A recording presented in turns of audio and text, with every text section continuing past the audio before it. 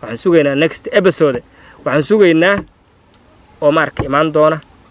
baan sugaynaa inuu kii hore yahay inuu ka duwan yahay qiyaastii aad ku qiyaasto ayaa lagu qiyaasi doonaa taas macnaheedu waxay tahay qof kasta waxaad ku qiyaastaa sida aad jeclaan lahayd inuu ku qiyaaso ha ku badinin hana ka yaraynin sida uu yahay qof halka maray hadaa aragtid qiyaasta shaydaanka ku qiyaasin waxaad ku qiyaastaa qiyaas rasmi ah qofkaas inuu qof Soomaaliyeed oo miskiin yahay halkaas socda yahay gabadhaas inay tahay gabar Soomaaliyeed oo masaakiin halkaas socota laakiin say u soconaysa day meesha ka imaaday day meesha u socota day adiga maskaxdaan oo shaydaanka iska daa sida aad jeceshaan lagu qiyaaso u qiyaas dadka halkaan waxaan ka soo dayn doonaa Omar Barbar walaalkeen alfanaan Omar oo video kii hore ka duwan ama aan dhihi karno waa qaybtii labaad inoo soo daayay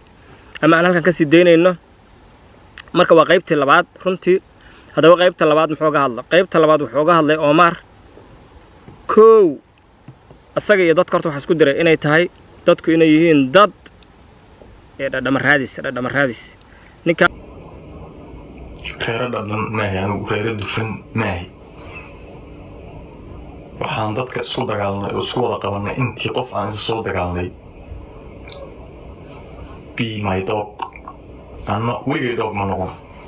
قفنا ويجي دوغ منون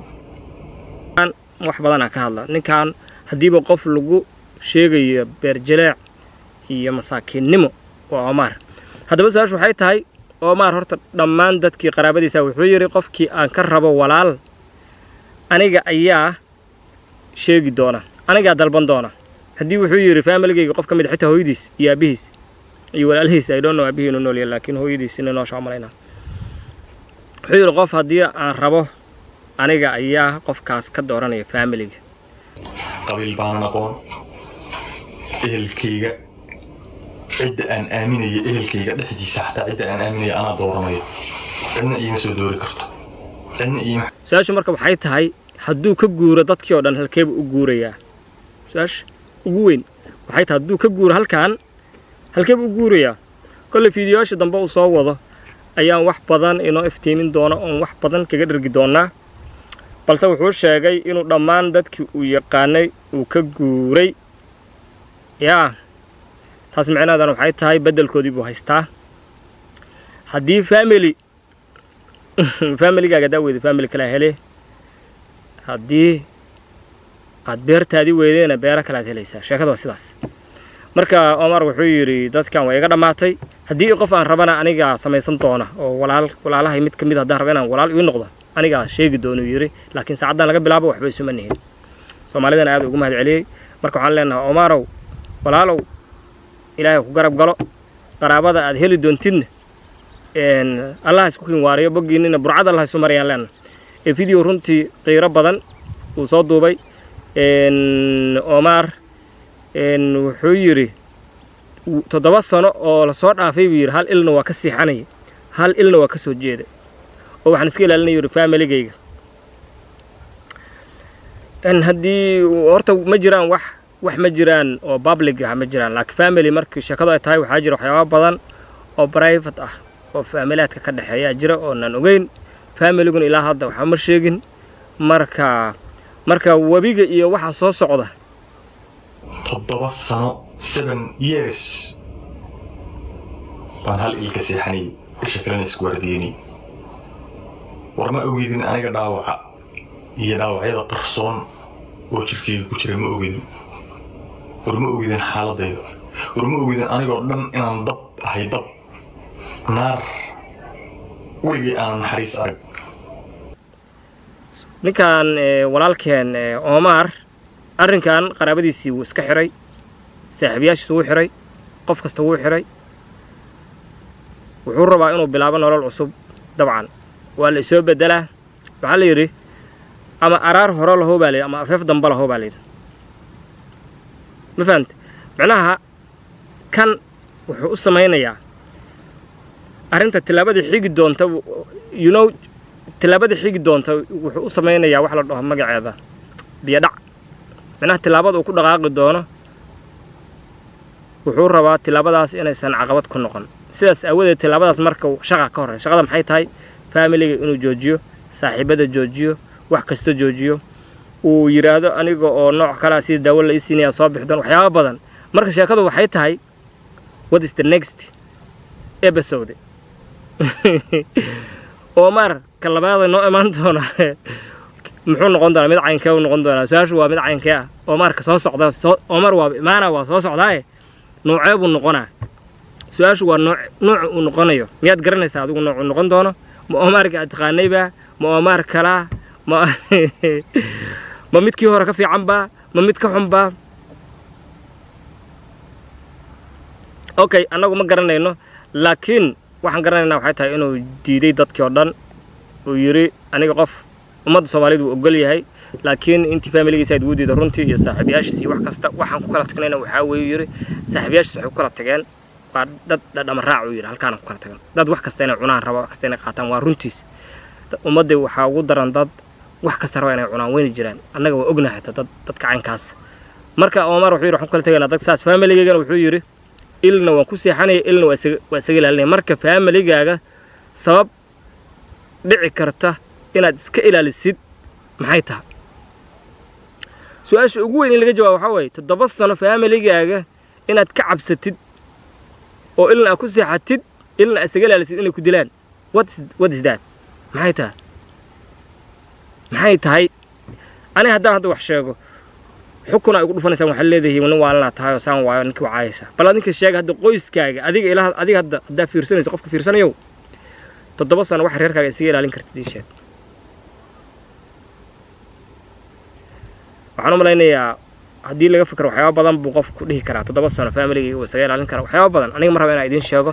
waxyaabahaas haddaan sheego waxa laga yaabaa inay xaqiiqo yihiin waxyaabo laakiin kama hor dhacayo waxaan sugaynaa next episode waxaan sugaynaa Omar ka iman doona baan sugaynaa inuu kii hore yahay inuu ka duwan yahay marka kulay aniga hantiid waxaan rajaynayaa Omar ka duwan inuu imaado Omar kii hore ka duwan waan rajaynayaa aad iyo aad Omar kii hore ka fiican baan rajaynayaa Omar kii hore Omar ka fiican baan rajaynayaa macnaha marka kale Omar ka duwan maaha inaan rabo Omar xun laakiin Omar fiican oo kii hore ka duwan Omar familigiisa sababtu isaga ilaalinayay iyo wax familigiisa uga baqayay maaragtay Omar iska riixa oo noloshiisa caadiga ah war laba sayid bale laba sayid ninna uma shaqayn kara laba sayid Soomaaliga ma fahamta hadda adiga ina familigaaga ka cabsatid iyo ina adiga noloshaada raacdid laba kala tahay marka Omar wuxuu isku wada 7 sano familigiisa inuu ka cabsado noloshiisana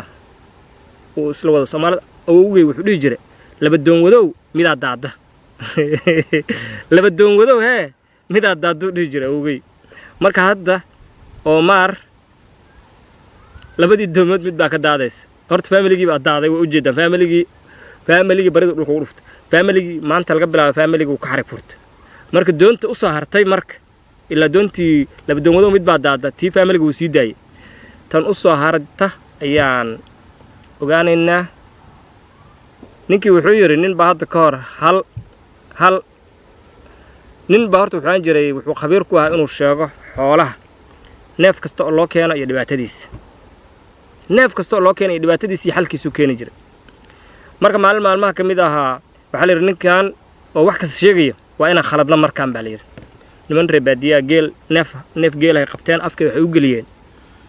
birbay afku galiyeen masaar la yiraahdo magaceeda oo geedaha lagu jaro hashiyo marka oo dhiman oo nooleyn oo afka kala haysay u geeyeen war waxay dhaheen warniyo hashaan wax ka sheeg ninkii wuxuu isticmaalay khibradiisa afarta geesu kala wareegay wax kastuu fiirshay calaamadihii uu arki jiray ama calaamadihii ku yaqaanay xoolaha xanuunsan wixii oo dhan uu ka fiiriyay wuu ka waayay markuu uu fikiray wuxuu yiri niyo hashu maankayga gaday ma masaar bay laqday hashu maankayga gaday ma masaar bay laqday anigu waxaan leeyahay arrimaha Omar anigu ku wareeray arrimaha Omar waxay noqon doonaan wax oo viral ah wax la yaabay baa soo socda wax dadku ay la tacjabi doonaan baa soo socda waxa soo socda sheeko kale aan kaga sheekeynaa haddana gabar baa hadda ka hor nin bay jeclaan jirtay nin bay jeclaan jirtay marka ninkii baa xilligaasna gabdhaha in lagu ogaado inay nin jecel yihiin waxaan jirtay ceeb ama gabadhu ciqaab bay ku midan jirtay haddii la ogaado inay nin jeceshahay ninka way jeclaan jirtay si hoose markaas ninka maaragtay soo dooni jiray oo uu guri geysan jiray uu guursan jiray iyadoo jecel macnaha marka gabadhii ninkii ay jeclayd baa wuxuu aaday dagaal uu ku soo dhintay dagaalkii marka meeshay saa u taagan tahay moogta way sugaysaa faras baa imaanaya dad oo hadba kala cararaya imaanaya faraskii hebel oo keligiisa oo ninkii lagala soo degay markii dambe saaxiibkeed faraskii saarnaa keligii socdaa imaaday ninkiina la soo cunay gabadhii gurigay ku noqotay iyadoo tabcaan ah hadda meeshii ma ku ooyi kartay meeshii faraskii waxaa ku ooyey wiilka faamiligiisii iyo dadkii baa ku ooyey moogta iyada ma ooyi karto maxaa leeyahay haddaad ooydid wiilka hooyadaana ma dhalin maxaad u ooyeysaa marka waxay diidaysaa inay cibowdo oo weliba la jeedalo la xabisay diidaysaa gurigay tagtay gurigii markay tagtay waxay aragtay wan yar oo arigooda ku jiray oo dawaco barida ka qaniintay wankii markay aragtay baridiisii iyo tirniyo wankan in hebel ah maad oohintii wiilka aad jeclayd inta ooydid wankaanan u weyma iska dhahday gabadhii oohin bay isla tuurtay iyo niyad jab baba war maxaa ku dhacay gabadha war maxaa ku dhacay waagii hore dadku hadda maanta qofku hadduu buuqo dhakhtar baa la geenayaa sida Omar oo kale laakiin waaga dhakhtar ma jirin waxa weeyaan waagii qofku markii lala yaabo waxa loo geyn jiray wadaad ama waxa loo geyn jiray qofkaas maaragtay inkasta uu dhakhtar firkiisu ahaade laakiin cilmi ma jirin waa ku qoran oo laga akhrista ma jirin oo qofka ilaahay wuxuu siin jiray awood inuu ku dhasho dadku markay dhashaan way ku dhalan jireen aqoontaas qof baa loo geyn jiray qofkan saana lagu arkay bal fasir xaaladiisa marka nin baa loo geeyay ninkii wuxuu yiri oo wanku may qasan u jira intaas oo wanka maxaa dawaco oo dawacadu weligeed wax ma cuni jirtaa maalin kasta way cuntaayo hooyadiisay darad cunto gabadhu ma ooydo marka waxa wuxuu yiri orgigu baroorta ka weyn biir baroorta orgiga ka weyn ee waxba jiree gabadhu ma ooyeyso yiri orgige hawl baa jirtay hawsha hal ogaad adigu hawshii markii dambe waa la daba galay waa la helay sheekadu marka waxay tahay halkan baan u fadhinaa ee fiidiyogiisana aan isla dhageysano oo si wanaagsan bal soo qiimee fiidiyowgan una soo dhageyso una soo xuuraanso su'aalaha ma fahamtay haddaad ku cusub tahay YouTube channelkayga please subscribe saar Facebook page-kaygana follow soo dheh waa aniga mas'al caruureed oo in leh maalinta idin wacnaato sidaas iyo nabadiina kula noolaa waxaad rabtaan oo wara isla dhexmar laakiin xaqa cidna ma celin karto cidna ma dabooli karto xaqa ilmo muuse xaaji aadanow walaalahay baa tihiin waxba idinma haysto walaalayaal in nabadgeliya maxamed cabdiqaadirow awoogay xirsi faarax warasadiisii haddaad tahay in nabadgeli waxba kaama haystee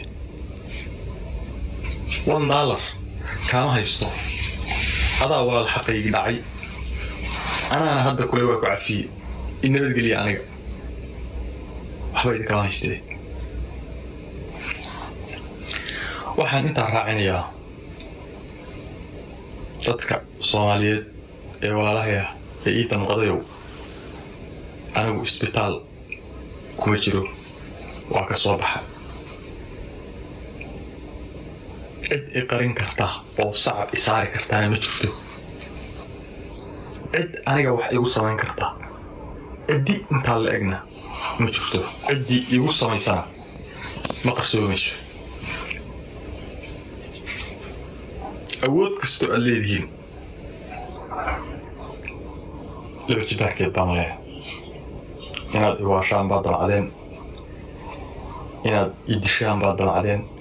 inaad ishirqooshaan baad damcadeen inaad waxa weeye dhiiggayga miirataan baad damcadeen way idiin suurtageli weyde wax walba idiin suurtageli weyde marakan wax allaale iyo waxaad soo maleegtaan wax allaale iyo waxaad isku daydaan ma idiin suurtagelayaan xaqana ma la qarin karo cid qarin karta xaqa ma jirto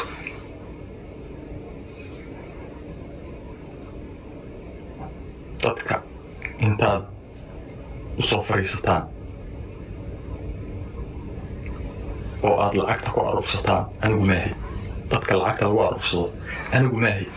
wuu xanuunsaday halkaanu ku waashay isbitaal baanu geynay ha iga bixinina aniga khalad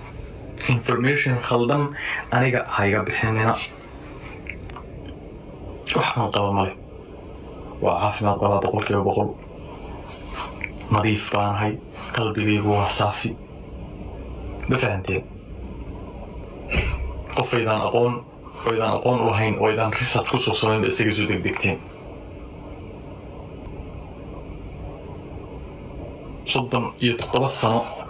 weligay dhoog ma noqon. Nina uma nacamlayn, nina uma naagayn. wax walba markii la igu samayn waayey, wax walba iga qaadi weydeen, idili weydeen inaad i waashaan oo isbitaalka i geysaan oo aan dhareerka sii daayo inta irbada la igu diro baad go'aan ku gaarteen. xuli karto. I selected my sister, my ina adeer Ikraan Cumar.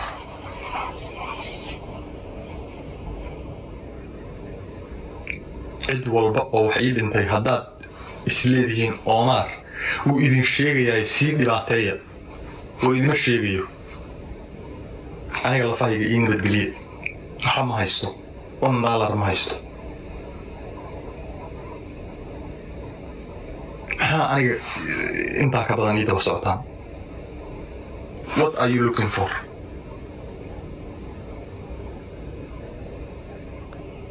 What are you looking for? Why aniga aad maskaxdayda tishuushka ugu furaysaan? Way aad waalida iigu ridaysaan? waxaan u sheegayaa ummadda Soomaaliyeed, anigu fiidyow haddaan soo duubi waayo oo anigu aad halkaa iga weydaan sidaad weligiinba igu arki jirteen, waa la shirqool. mar walba halkaas baan fiidyow soo dhigayaa, ummadda Soomaaliyeed baana la hadlayaa. wax xumaanana kama hadlayo, qofna ma aflagaadeynayo, qofna ma dulmayo, qofna ma dhibaataynayo, qofna afaarihiisa ma gelayo. dulmiga anigu aan nafteyda u diiday qof bini aadan uma rabo. ciddii aan dulmay oo aan dembi ka galay waan soo fariisanayaa. ani maxkamad baan soo fariisanayaa, cafis baan ka dalbanayaa ciddii anigu aan dulmay oo dulmi iga tabanayso. ciddii aniga i dulantay soo maaha, waxba idinma haysto, lafahayga ii nabadgeliye. dhadhama raac tan yaysan idi hadin, yaysa idi hodin tan, halkaas yaysa idi hodin.